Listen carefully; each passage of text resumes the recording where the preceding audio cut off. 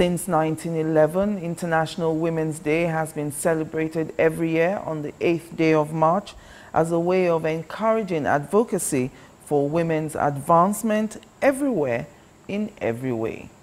This year, 2014, the United Nations has declared that the theme for the celebration is, quote, "Equality for women is progress for all," end of quote.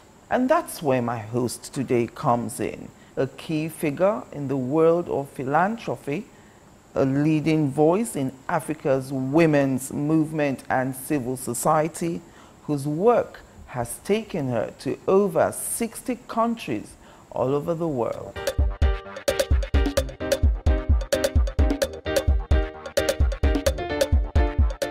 Well, hello and welcome. This is 60 Minutes with me, Angela Ajetumobi. Thank you for joining me on the program today.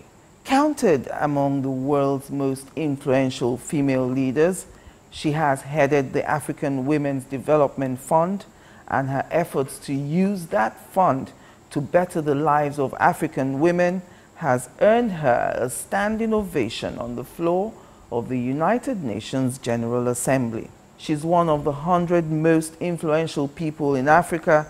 In 2009, she was named one of the 20 most influential African women on the continent. 2 years later, in March 2011, she was also recognized as one of the world's 100 leading personalities working for the interests of women and children. So join me after the break as I count down 60 minutes with Bisi Fayemi, the woman whose pedigree and capacity made her husband to previously exclaim that Ekiti people, by voting him in as governor, were getting two for the price of one. Welcome back. Welcome, Mrs. Fayemi. Thank you very much for coming back on 60 Minutes with me. Thank you very much. It's great to be back. Now, I know you've received so many awards. In my introduction, I was listing a few of them, both locally and internationally. But which of all these awards really means the most to you? It's very difficult to single one out because they all mean something to me. They're all unique and special in their own way. I suppose receiving the David Rockefeller Bridging Leadership Award was a huge thing because it happens to be one of the most prestigious awards in the field of international philanthropy. And a lot of very prominent people, such as Bill Gates and the late Nelson Mandela, President Ellen Johnson Sirleaf, and the like, are the ones who have been past recipients of the award. They don't give the award to all and sundry. And so to have been honored that way by the Senegos Institute in 2011, that meant a great deal to me. I felt very humbled and very proud as well. I'm also very appreciative of the honors I've received from various local communities in Nigeria. I've received many, many awards from organizations, institutions, and the like. But the awards I received from local communities, the chieftaincy titles, those mean a lot to me as well because I know that it's not very common to honor women independent of their husbands. It's always a joint ticket. It's always a joint ticket, exactly. So to have been honored in communities like the Imeziowa community in Eziagu local government, Enugu State, who gave me the title of Ochiora in April 2008. The Ishon Kingdom in 2011 gave me the title of Erelu. In December 2013, the Ebi of Ado-Ekiti made me the Eyajisheye of Ado-Ekiti. And I still have quite a number of awards in the pipeline that I've not shown up to receive yet, but I'm very honored by all these awards, and it just means that I have to work a lot harder. So on October 11th, Friday 2013, there was a public presentation of two books. One was Speaking Above a Whisper, an autobiography, and the second one, Speaking for Myself, a collection of essays and speeches spanning a period of 23 years. You say that one reflects the different identities you have had over the years. What identities are those? Well, the various identities I've had over the years, of course, include being a student, Right. a professional, a wife, a mother, a feminist activist, a social change philanthropist, Right. and now the spouse of a politician, and so many others. Those identities have enabled me to do a whole lot of things. They've given me certain access. In some instances, they've served as obstacles and barriers, because in all those identities also come some markers, such as I'm a black woman, I'm an African woman, I'm also a black African woman who lived in the UK Yes. for a long time, Yes. and grew up knowing what it is to deal with institutionalized as well as personal racism. Yes. And also as someone who worked in the field of international development, having to contend with the place or the perceived place of Africa in the world, Yes. and having to deal with the politics that comes with that, the politics of aid, the politics of economic development, global politics, and so on. Yes. So those experiences and the ways in which I've been able to engage with them are the things I managed to write about in all my lectures and essays over the past 23 to 24 years. And do you think women are earning their space now within the political party beyond singing, clapping, and dancing? Yes, women have come a long way, especially the Nigerian women. It's gratifying to know that a lot more women now are coming forward to run for public office at so many different levels, grassroots level, Yes. at the state level, national level. Yes. And we also have a significant number of women who are leaders in the corporate fields as well. So that's very gratifying to note. What concerns me, though, is that we need to dig a bit deeper and ensure that the women we do have in a lot of these positions, or women who are aspiring to some of these positions, all come to those spaces with an understanding of what it means to do something for other women. Right. An understanding of what it means to transform institutions and transform processes to ensure that women, the poor, and other marginalized people have a better deal. If that doesn't happen, Yes. all we would have done is we would have created jobs for the girls. Yes. And it would have been business as usual, just the same way in which we're seeing the bad policies and all the corruption Yes. and the visionlessness that has come with the leadership that we've seen so far Yes. over the years. Yes. If women are going to be in leadership, we really do have to see a significant difference in the lives of the generality of the people, Yes. beyond just getting women there on the basis of their gender. Would it interest you to know that the last time you were on my program, a gentleman called me and said, you ought to consider political office. He says the Senate, especially where you can help with laws to advance the cause of women and children at the national level. So will you consider political elective office at any time in the future, like Hillary Clinton perhaps? I'm not in a position to answer that question yet. Give me another 4 years. I'll get back to you on that. I like that. Another But 4 years. I'm flattered and I'm humbled.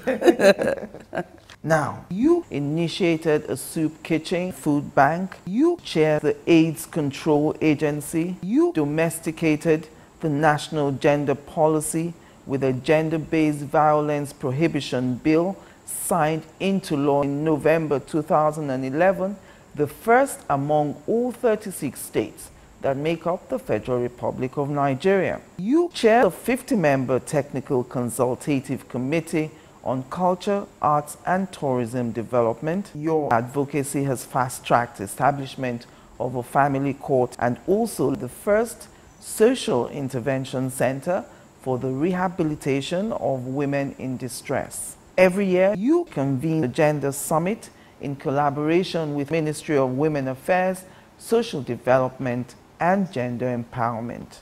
And the Ekiti Development Fund, focusing on women and youth development. You launched that in June 2011. Essentially, what does it do? The Ekiti Development Foundation runs a series of programs to empower women and the youth in Ekiti State. Right. There are certain priority areas that we focus on, such as leadership development for women, economic empowerment and livelihoods, enhancing healthcare, expanding educational opportunities, particularly for girls, and trying to build a culture of local philanthropy. And within all these areas, we've sponsored a couple of projects and initiatives for the advancement of women and the youth in the state. How is it funded? Is it the state government solely funding that foundation?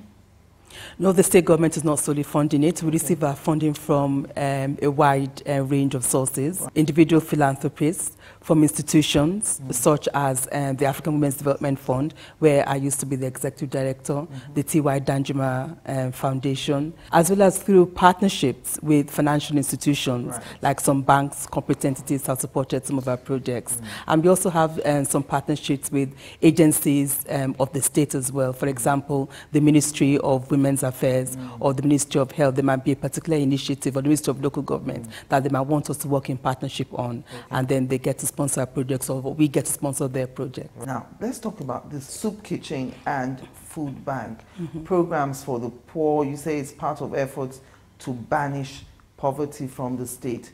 You have about 12 soup kitchens, or you had. Have you increased that number, or is it still 12?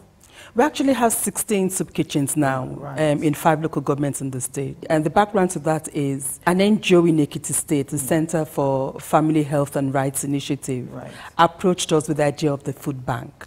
What is a food bank? The food bank is a place where you go to access raw food, essentially, to provide for people who don't have any other means of feeding themselves. And there are specific target groups that we have in mind.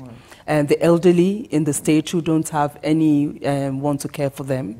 We have a social welfare scheme in the state, a social security scheme rather, in the state for elderly that pays out 5,000 naira a month. But in as much as the state has tried to reach out to as many people as possible, there are still some elderly people who are not beneficiaries of the social security scheme. So that's one target group that we have. And then we have orphans and vulnerable children, indigent widows, and some people living with HIV/AIDS who are too ill to go out to earn a living. So it's these categories of people that the food bank was established for.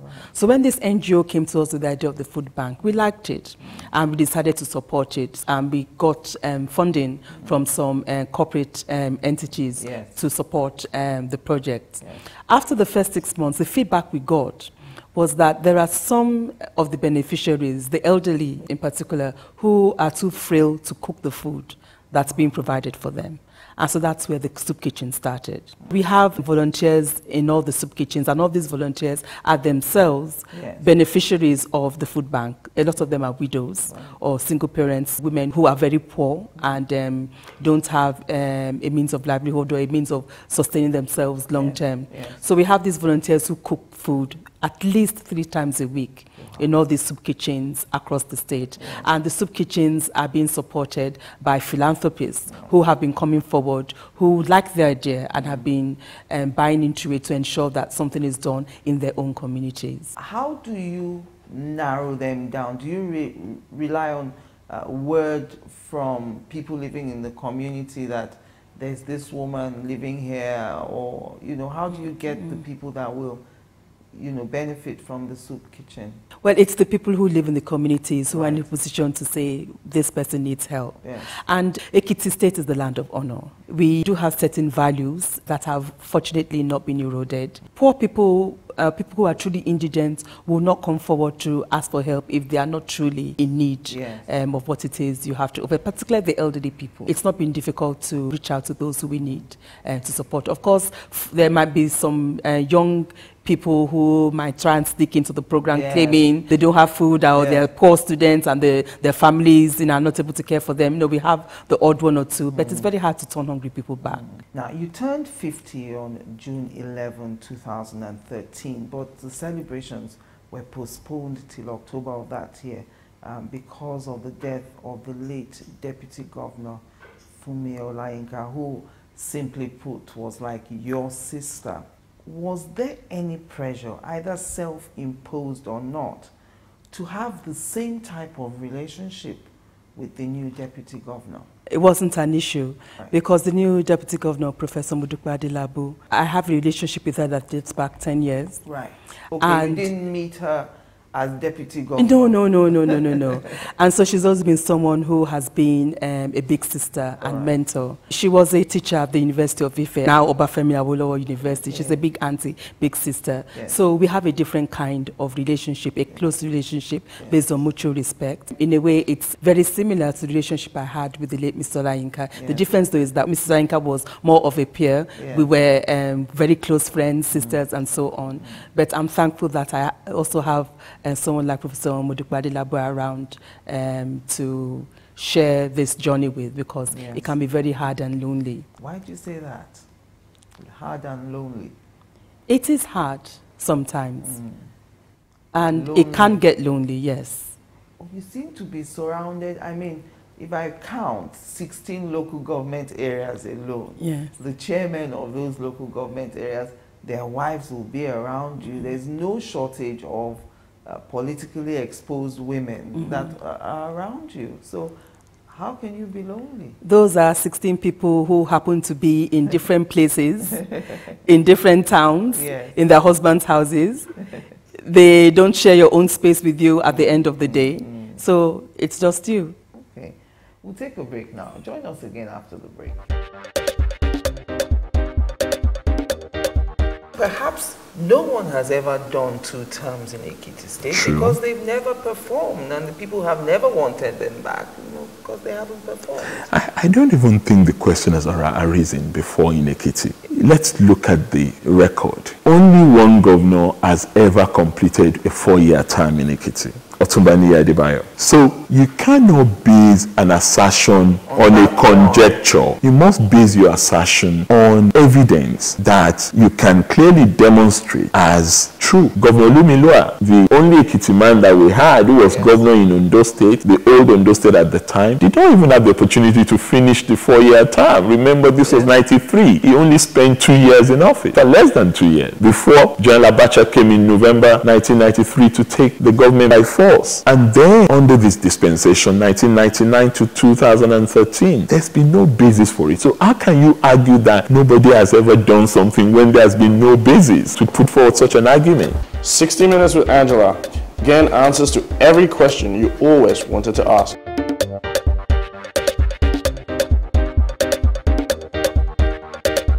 Join me, Angela Ajitumobi, every Saturday at 9 p.m. on this station as I spend 60 minutes in and around Ekiti State.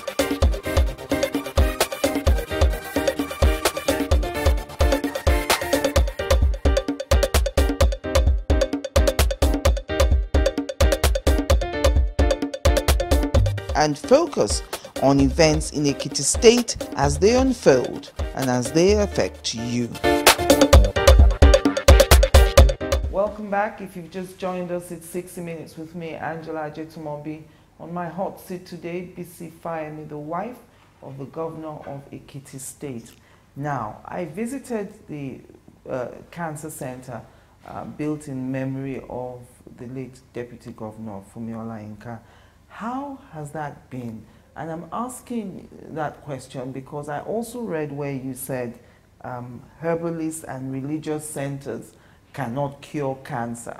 Are you seeing more people now, more women here taking advantage of that cancer center?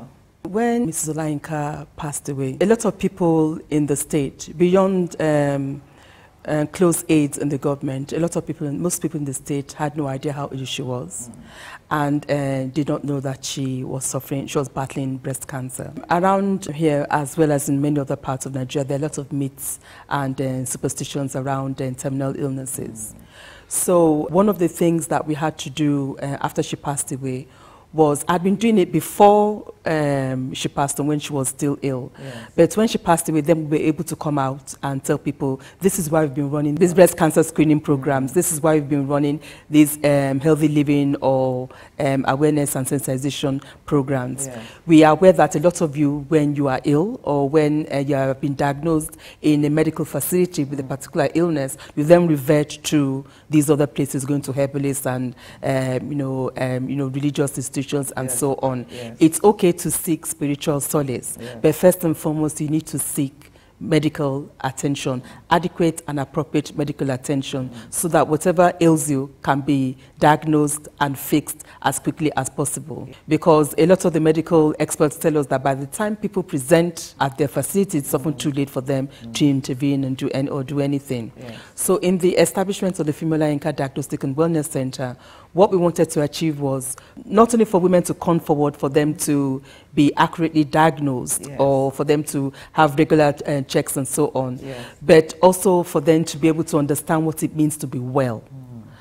And I insisted on it being called a diagnostic and wellness center. yes. People need to understand what it means to be well, To be preemptive. to be as preemptive, well. you know, physically, psychologically, emotionally, and so on, and try and minimize our risk of contracting any of these terminal illnesses. I'm very thankful that there's been a lot of awareness, and the center is recording quite a lot of clients who have been coming forward to make use of their services. Yes. And I'm going to be working in collaboration with the local government chairman to try and get as many women as possible from our rural communities to come down to the center. They can't afford the services there. We'll try and find a way of subsidizing the diagnostic facilities so at least they can have some kind of access. So it's not just for the elite women in the cities who can afford it. The Gender-Based Violence Prohibition Bill, which was initiated by you and passed into law, I think about 3 years ago in 2011. What prompted you to initiate that bill?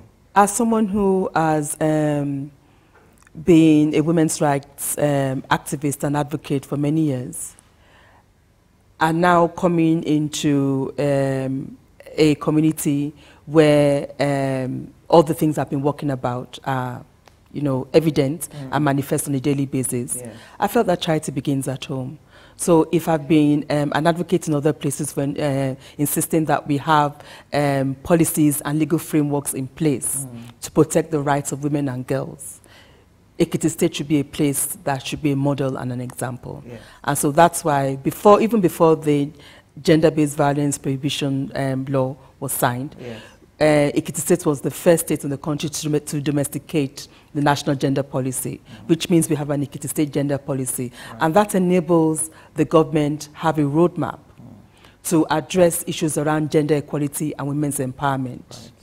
And mainstream gender in ways which are very coherent and comprehensive without women's NGOs having to insist on women being added on or women's issues being addressed as an afterthought. Yeah. It's one of the key policies. Not only is it a policy that's been domesticated, gender equality and women's empowerment is also one of the key pillars of the administration's 8-point agenda. So coming to the issue of the Gender-Based Violence Prohibition law, for me that was a logical sequence. We needed to have a law that could protect women and girls from violence, and not just women and girls, men as well. That's why it's called the Gender-Based Violence Prohibition law. And with the law in place, we've now seen more cases being reported, and we've seen more proactivity in communities when these things happen. Okay, so you're not having a situation where the policemen are telling the women, go back home and beg your husband after, you know, they've been battered. No. Actually, we've been very fortunate in Ekiti State because we have an implementation mechanism for the Gender-Based Violence Prohibition law. There's the Gender-Based Violence Prohibition Law Monitoring Committee, which I chair. The committee includes the police, judiciary, medical services, Minister of Women's Affairs serves as the secretariat from the NGOs, from religious institutions, traditional institutions. So there is a consensus around what various stakeholders need to bring to the table to ensure that the rights of women and girls and children are protected in the state. So the police have been extremely helpful and proactive. We still have the odd case where things fall through the cracks, but on the whole, there's been a lot of support. And as a result, we've had some convictions for violent crimes, and quite a number of cases are still in court as we speak. And this year, 2014, this pact with Ekiti women, your husband, the governor of Ekiti, will be renewing his pact. What was the original pact with women? The original pact with the Ekiti women was launched on the 7th of March, 2007, as we were campaigning for office for the elections of April 2007, Right. which became a long story, and my husband didn't get to retrieve his mandate till October 2010. Yes. In the original pact, Dr. Bisi Fayemi stated what would be done for Ekiti women should he become the governor of the state. Right. The different pledges in the pact, which range from women's rights to education, women's access to healthcare, promoting women's leadership, gender mainstreaming, promoting women's rights, and so on. Yes. All those issues have been reflected in this renewed pact, plus a record of what has been achieved since he became the governor of the state in October 2010. And I'm so proud that what has been achieved, what has been delivered is way more than what was promised. Right. And so on the 8th of March, 2014, His Excellency the Governor is going to renew his pact with the Ekiti women to ensure that all the gains that have been made continue to be sustained into the future. That gender-based violence prohibition bill, is affirmative action also covered by that bill? Not by that bill. Okay. In the Equal Opportunities Law, Okay. which was passed in November 2013 by the Ekiti State House of Assembly That was and signed into initiated by law. you too. Yes, and signed into law by the governor on the 10th of December, International Human Rights Day, 2013. With the Equal Opportunities Law, we have affirmative action in Ekiti State, Right. which means women are entitled to at least 35% representation. And so we hope that will go a long way in ensuring that women have a voice in public life. Is the governor keeping with that 35%? Well, it's early days, it's new. We still have to do a lot of sensitization and awareness. Yes. The women of Ekiti are very happy, and the men who have been interested in supporting women around these issues are also happy as well. Maybe not everyone is, but at least it's a major victory for the women of this state. I just wish that it's something that could be replicated at a national level. Right. Because I don't see why Nigerian women as a whole have to consistently beg to be included in decision-making processes. Every time there's a new administration, you have to go cap in hand, pleading and begging and saying we are the ones who do all the work, we are the ones who do all the singing and dancing, we are the ones who attend all the ward meetings, but when it comes to giving our positions, we are the ones who are considered last. And yes, a handful of women are picked here and there, but it's still not representative of the numbers of women who are out there, who are competent, who are committed, and who we know can transform this country and do business unusual. Recently, you were visiting a woman who had triplets, and you spoke about initiating a law to make sure that women are not abandoned after childbirth. What if there was no plan to get married, or the man feels coerced or boxed into a corner by pregnancy for which he was not agreeable to in the first place? Well, we have a child rights law in Nigeria that has been domesticated by quite a number of states. Ekiti State is one of them. Right. The child rights law protects the rights of children. Every child has the right to a certain amount of well-being, to education, to being cared for by either both parents or at least one parent. No child should be abandoned. Right. Even though the child rights law is very clear on the rights of parents and their duties and obligations towards their children, it seems as if either some people don't get that message or it's not spelled out clearly enough. We have so many cases of abandonment. Some of them are cases of husband and wife, with the husband claiming, he's trying to make ends meet and things are not working out, so he needs to relocate to somewhere else to get a better job so he can care for his family. And then he moves away, leaves his wife behind with 1 or 2 children, and goes off and starts a family somewhere else with another woman who starts having more children for him. Then we have cases of young men and women who are together. The woman gets pregnant, and the young man takes off and says, "I'm not ready for marriage." Just the question you asked. As far as we are concerned, no child comes into this world uninvited. A child comes into this world as a gift from God. If a father has been responsible for creating a child, that father has to be responsible for maintaining the child. If there are issues that make it impossible for him to formalize his union with the mother concerned, with the woman concerned, so be it. What we are concerned about is our children should not be left uncared for. our children should not be left abandoned. Yes. Because if men keep abandoning their responsibilities for one excuse or the other, yes, what they are doing is, even with free education and all, we are going to be raising a generation of children with no hope. We can't have that. So there has to be a certain amount of accountability and responsibility. Yes.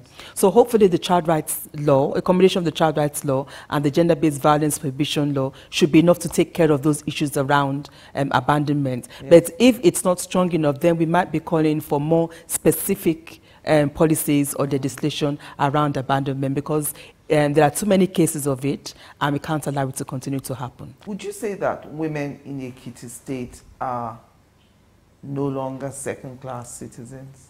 Well, in theory, they are no longer second-class citizens because they now have very significant pieces of legislation and policies, yes, safeguarding and promoting their rights. Yes. So history has been made in that regard. Mm-hmm. In reality, it's a lot of hard work to change attitudes and behaviors, especially, you know, notions that have been born out of the ways people have been socialized. Yes. Having said that, we know that we are well on our way with a lot of awareness and sensitization, as well as being able to showcase a whole range of role models. Attitudes will begin to change.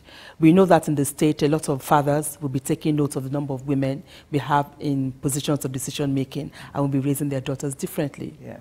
We also know that a lot of mothers will be raising their sons differently because they know that you know, men have to start acting differently towards women. So there are a lot of things that are still going to have to take quite some time. Yes. But in theory, we believe that we have done quite a bit of work in that regard.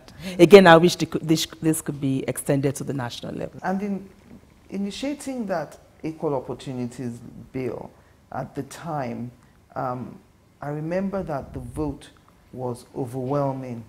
But were some of those provisions not clashing with cultural norms and cultural practices? For instance, women's right to inherit properties of her parents or deceased husband. How were you able to manage those cultural differences? Two things. First of all, in Yoruba cultural practice, yes, across all our kingdoms and towns and so on, there is provision for women to inherit land or property. There is nowhere that it says women can't inherit land. There's a preference, yes, for male inheritance, yes, and male ownership and leadership and so on. Right. But in cases where women have been left with the legacy by their fathers, yes, it's assumed to be okay. What has been the problem has been women being disinherited by the families of their husbands should their husbands die. Right. That is the common practice. Right. And in Ekiti State, we have legislation against certain widowhood practices. That was passed during the time of Governor Ni Adebayo. Right. So we have a widowhood practices law in Ekiti State. The gender-based violence prohibition bill and the equal opportunities law just reinforced that. Right. And also state very clearly the terms under which women are allowed to inherit, because what's quite common in many of our communities is that if a man passes away, his family moves into the house and dispossesses the woman, yes, or tells the woman that she can stay on in the house for as long as she doesn't remarry. So yes, there are all kinds of issues there. This legislation takes care of that. Right. And generally, I would like to believe that it is frowned upon across the state, you know, all these practices towards widows and so on. But again, those who are poor and don't have an advocate or people who can stand up for them are the ones that are usually on the receiving end. Yes. And that's where this legislation comes in to protect them. Okay. We just need to make sure that there is enforcement at local level. All right. Join us again after the break. Perhaps no one has ever done 2 terms in Ekiti State. True. Because they've never performed and the people have never wanted them back, you know, because they haven't performed. I don't even think the question has arisen before in Ekiti. Let's look at the record. Only one governor has ever completed a 4-year term in Ekiti, Otumbani Adebayo. So you cannot base an assertion on a conjecture. You must base your assertion on evidence that you can clearly demonstrate as true. Governor Lumilua, the only Ekiti man that we had who was governor in Ondo State, the old Ondo State at the time, did not even have the opportunity to finish the 4-year term. Remember, this was 93. He only spent 2 years in office, less than 2 years, before General Abacha came in November 1993 to take the government by force. And then, under this dispensation, 1999 to 2013, there's been no basis for it. So how can you argue that nobody has ever done something when there has been no basis to put forward such an argument? 60 Minutes with Angela. Again, answers to every question you always wanted to ask.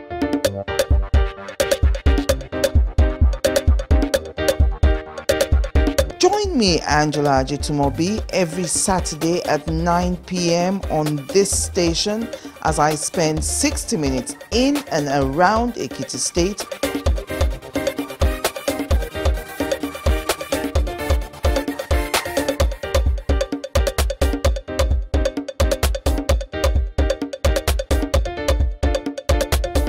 And focus on events in Ekiti State as they unfold and as they affect you. Welcome back. My concluding moments now with Bisi Fayemi. I was just listening to you and remembering something I've just read your husband saying about you.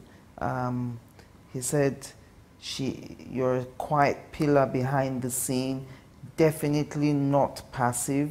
She is very active, to some people too active to a fault. And then I'm listening to all these things you've done for women, and I think some Ekiti men will look at you and say, what's wrong with this woman? You know, she's spoiling things for us, you know, turning everything around and putting ideas in these women's heads. Have you ever been told something like that? It's probably been said behind my back, but not to my face. I would like to believe that what I'm doing is promoting peace and harmony in our communities. Right. I would never be party to anything that brings about disrespect in households or encourage processes that emasculate our men. Because those are some of the things that feminists have often been accused of. Yes. What I have been advocating for is the women to have certain rights, to have a voice, and to have the same opportunities as men, for there to be a level playing field. Fortunately, majority of the people in Ekiti State get that, they understand that. And a lot of people who had never really thought about these issues before have now been coming forward to lend their voices in support. And that gratifies me a lot. And just seeing the smiles on the faces of our women, that for me is enough to make up for any, you know, bad vibes I might be getting from minority quarters. All right, let's talk a little bit of politics. Your recent tour, I know every year you do this tour of 16 local government areas of Ekiti State. Why do you do these tours? Now, people think it's because elections are around the corner. It's because they have not been conversant with my activities in Ekiti State. The times when my husband was in court trying to seek his mandate back, we had a lot of time to plan, and we had a lot of time to reflect. And one of the things we used to speak about in those days was the fact that we need to be as proactive as possible. We need to try and make good on the promises that we make to our people. We need to try and stay as close to our people as possible, because our government has to be for the people and about the people, and not about other vested interests. So that when the time comes for re-election, there's a normal segue from your regular activities serving the people into then asking them for another opportunity. If you are elected into office and you disappear from the lives of your people for the next 4 years and then you show up on their doorsteps on the eve of the next election, you're not going to be taken seriously. In 2011, I went on a senatorial district tour in the state. We have 3 senatorial districts, North, South and Central, to meet with the women and to thank them for their support for my husband. In January 2012, I did a 16 local government tour of the state, again to engage with the women, to thank them and to give them support from the Ekiti Development Foundation. Right. In September 2013, I did the same thing, but this time targeting market women. One of the things I did when I was going around meet with the market women was I promised that I would advocate with the government and ensure that they built neighborhood markets or model markets in all the local governments. Right. Thankfully, that was done. And so in January this year, I went around again to all the local governments to lay the foundation for these model markets. That's my own definition of staying close to the people, staying engaged with the people. Right. Yes, elections are coming, but then we are going to be elected on the basis of our performance, on how much we have done for the people. And that, for me, is something that's going to be logical and easy for people to be able to deal with. I'm just wondering, you've done a lot of firsts. Equal Opportunities Bill, the Gender-Based Prohibition Bill. Isn't it time you presented a bill to the National Assembly now to officially recognize the office of a First Lady, the wife of the governor of a state, and the First Lady at the national level? That's going to be a difficult one. If anyone can push that, it's you. That's going to be a difficult one because before we get to that point, we need to have a series of conversations that are informed, that are devoid of the usual sentiment and baggage, and that are willing to listen and engage with the current processes and the ways in which the spouses of top government functionaries have been conducting themselves or charting a course for themselves. Yes. Until that serious engagement happens, and until people can be confident in the fact that there are certain role models who they can point to help ensure that whatever framework is being proposed is something that works and doesn't end up being taking the country back to all the bad examples that we all like to quote. Yes. It's going to be very hard for us to get that conversation going. But if we are prepared to have that conversation, which I believe we should, then I don't see why not. As I've said on many platforms and as I've advocated in my writing, people need to divorce the individuals who have occupied certain positions in this country, either at a national level or state level, from the functions that those offices actually perform. My husband leaves home at 7 o'clock in the morning, and he comes back maybe around 1 a.m. in the morning, sometimes 2. In all that time, he has a whole lot of things to deal with. It's not his business to deal with the woman who has had triplets and her husband has taken off. It's not his business to deal with the 14-year-old girl who was raped and impregnated. It's not his business to deal with the 70-year-old woman who was accused of witchcraft and stoned to death for being a witch in this day and age. It's not his business if there is a woman who has been dispossessed of her household because her husband passed away. Those are the things that people like myself have to deal with. And we are supposed to deal with them with absolutely no resources and with no support whatsoever. That to me does not make any sense. So if we get to a point where people are prepared to have a meaningful conversation around what it means to have those functions, have those responsibilities, and those who are going to be taking on those functions and responsibilities, having certain benchmarks and certain values that they bring to those spaces, then I think we'll be able to get somewhere. But till then, it might be hard. Do you think perhaps those bad examples that we all know about, would legislation perhaps put limits on the excesses that we know with those bad examples? I would believe so. I would believe legislation will provide a certain degree of accountability, because what doesn't exist cannot commit. I mean, if something is not supposed to exist, then you can't start complaining about breaches, about flaws or gaps and so on, because it's all a smokescreen. It's not supposed to exist, but it exists. And people are fond of citing examples from the United States of America and Europe and so on.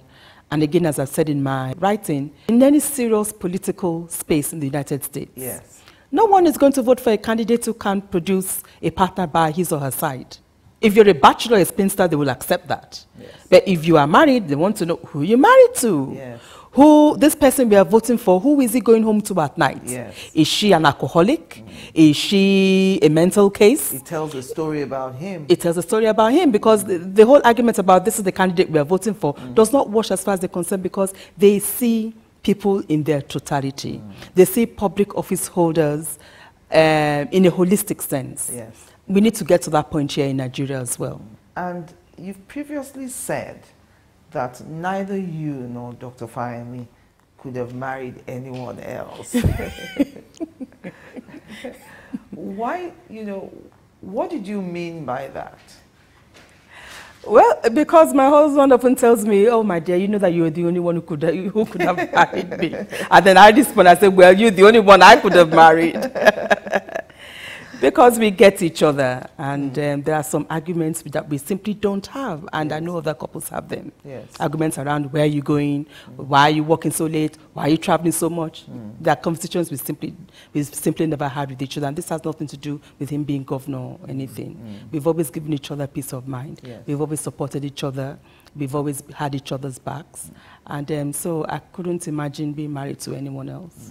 And I couldn't imagine you not participating in that protest following the death of those children at the Federal Government College, Buniyadi, in Yobe State on Tuesday, February 25, Thursday, February 27. Another group of people killed at the Christian Teachers College and Secondary School. That's in Shua, Madagali, local government area of Adamawa State. Saturday, March 1, this Maiduguri now, Borno State. Twin bombs set off. As at Sunday, 35 bodies evacuated. We're still counting. So seeing you with that protest, no one was surprised. But what were you hoping the protest would achieve? I was hoping that at least the protest will prick the conscience of not just the perpetrators now. Yes. I'm not fully convinced that the perpetrators are human beings. At least the protest should prick the conscience of other Nigerians who should equally rise up with us, particularly Nigerian women, mothers, and say enough is enough. Yes. How many more children need to die? And the children who have been killed in all these incidents that you cite were not simply collateral damage. No. They were deliberately slaughtered like cattle. How can that be? And apart from the children who we know of who were killed, Yes. there are scores of girls, particularly, who are missing. They were abducted from various schools or households, and nothing has been heard of them. Where are they? What is happening to them? What is happening to us as a country? Yes, there was a protest organized by Women Arise and a couple of other women's non-governmental organizations based in Lagos, and we agreed to participate because they sent the word round to women all over the country. I would have expected that there should have been a march in every single capital of this country, at the very least. I think we need to do a lot more as citizens to show our outrage, even if we don't want to engage in overtly political conversations around who is to blame, who is at fault, the amount of corruption, the visionlessness of our leadership and so on. Even if we don't want to go there, let's talk about our children. What happened to them? Why were they slaughtered like goats? And the ones who are missing, where are they? Where are they? Well, in June this year, 2014, the state will be electing a governor. Your husband is hoping to be re-elected for a second term. I know that you will say to everyone, vote for him. But why do you think Ekiti people should vote for Dr. Fayemi again? I think Ekiti people should vote for Dr. Fayemi and will vote for Dr. Fayemi again, because he promised and he delivered. Big time. He delivered. He has an 8-point agenda. Some people have a one-point agenda, three-point agenda. They haven't been able to deliver on those three. But you're saying he delivered on all the 8 points? He delivered on all the 8 points and some. And some? Yes. All the things he has done are verifiable. You might want to go around and check on them yourself. You've heard of the social security scheme for our elderly citizens, yes, which has supported over 25,000 of our elderly. And as a result of that, we have one of the highest life expectancies in the country. Is it true that for people to qualify for that social security scheme, they have to join your party, your husband's party, the APC? That is simply not true. And you know that's not true. That is simply not true. Yes. As a matter of fact, there was such an outcry when the scheme started, because people were just being registered on the basis of you know, having met the criteria, and the people were saying, "Oh, but you know, this old man is from this party and that party." And we said, "We don't care. Yeah. They are citizens of Ekiti State." Dr. Bisi Fayemi promised that he was going to be the governor of all. In his inaugural speech on October 16, 2010, he promised the people of Ekiti that I'll be the governor of all. Yes. And that's what he has been. He's been the governor to our elderly citizens who have been benefiting from the social security. He has been a governor to all our children who are beneficiaries of free education. He's been the governor to all the women he has protected through the various policies and legislations. Yes. He's been the governor to all our teachers and civil servants and workers who have benefited immensely from this administration. Yes. And he has been a governor to the ordinary woman on the street who has been laboring for years, trying to send her child to the university. Yes. And here we have a governor who has not only slashed the tuition fees in universities, but has made university in the state university into a first-class institution in this state. So for those reasons and many, many more, which I'm sure you know, the people of Ekiti State will vote for my husband again. Well, thank you very much for having us in your home, Mrs. Fayemi. Thank you. Thank you, Angela. And that's it for this week. Don't forget to like 60 Minutes with Angela on Facebook.